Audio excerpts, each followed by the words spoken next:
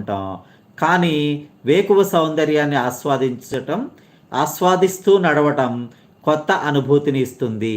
నిద్ర పట్టడానికి ఒక చిట్కా చెబుతారు. ఏంటది? పక్కనే మంచుగడ్డల్ని ఊహించుకో. లక్ష్మీనారాయణ తోట ఆల్ ద బెస్ట్ అని అంటున్నారు. Thank you very much Lakshminarayana గారు.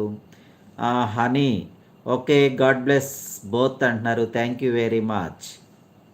కాబట్టి ఆ వేకువ సౌందర్యాన్ని ఆస్వాదిస్తూ నడిచే అది అనుభూతినిస్తుంది.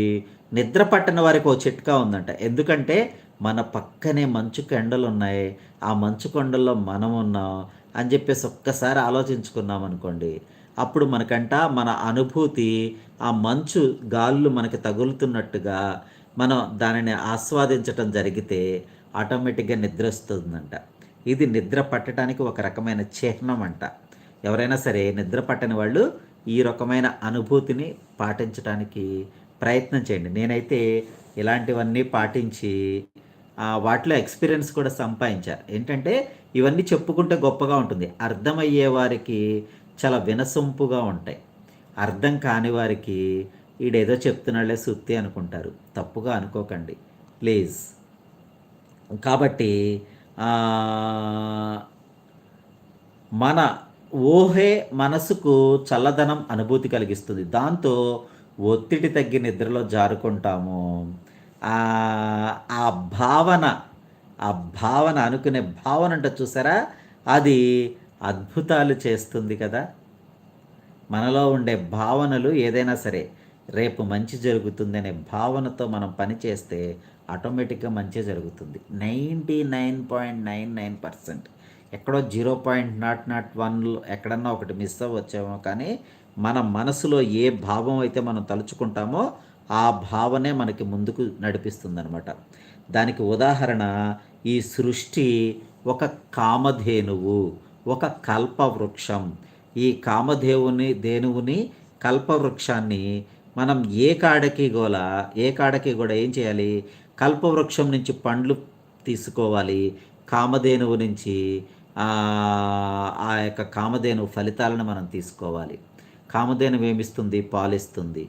కల్పవృక్షం ఏమిస్తుంది? పండ్లు ఇస్తుంది. పాలు పండ్లతో మన జీవితాన్ని శుచిమయం రుచిమయం చేసుకోవాలి. కాబట్టి చూపు మంచిదైతే కలిగే లాభాలెన్నో. మన చూపు మంచిదవ్వాలంట. నీకు ఏ భావన కలగాలన్నా నీ చూపు మంచిదైతే మనకి ఎన్నో లాభాలు ఉంటాయి. రాతిశిలలో పరమాత్మను చూడగలుగుతాం. ఇప్పుడు మనం చూసే పరమాత్మను అంతటినీ కూడా రాతిశిలలోనే చూస్తున్నాంగా. అలాగే ఆ పరమాత్మ నుంచి కరుణ తరంగాలు మన మీద ప్రసరిస్తున్నట్లుగా భావించినప్పుడు మన శరీరంలో మనసులో గొప్ప అనుభూతి కలుగుతుంది. చూసారా, ఆ కరుణ తరంగాలు మన మీద ప్రసరిస్తున్నాయనే భావన చూసారా, ఆ భావన ద్వారా మనలో ఎన్ని మంచి అవశేషాలు ఏర్పడతాయి చెప్పండి. ఆ భావన ద్వారా మన శరీరంలో మనసులో ఎన్నో గొప్ప మార్పులు సంభవిస్తాయంట. మన మీద ప్రసరిస్తున్నట్లుగా మనం అనుభూతిని అనుకుంటేనే ఎన్నో మార్పులు సంభవిస్తాయి. అందుకే అంతా చూసే కళ్ళలోనే ఉంటుందంటారు. అంతా చూసే కళ్ళలోనే ఉంటుందంటారు. కాబట్టి మంచికి గొప్ప శక్తి ఉంటుంది. మంచి ఆలోచన చేయమని పెద్దలు చెబుతారు. ఎందుకంటే మంచి అనే దాంట్లోనే గొప్ప శక్తి ఉందంట. ఆ మంచి చేయడం ద్వారా మనకి ఎంతో సత్ఫలితాలు దొరుకుతాయంట. Okay, thank you. Hi hi hi.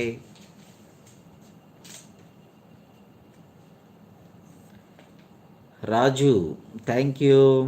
కాబట్టి గొప్ప అనుభూతిగా, అందుకే అంతా చూసే కళ్ళలోనే ఉంటుందంటారు విజ్ఞులు. మంచికి గొప్ప శక్తి ఉంది కాబట్టి మంచి ఆలోచన చేయమని చెప్తారు పెద్దలు. మంచి దృష్టి అలవర్చుకున్నప్పుడు వ్యక్తిత్వం శోభిల్లుతుంది. చేయాల్సిందల్లా మన దృక్పథాన్ని పవిత్రంగా మార్చుకోవడమే. చూసే మన కళ్ళను నిర్మలం చేసుకున్నప్పుడు వ్యక్తులే కాదు సమాజం సైతం ఆనంద ఫలాలను సత్వరంగా అందుకోగలం.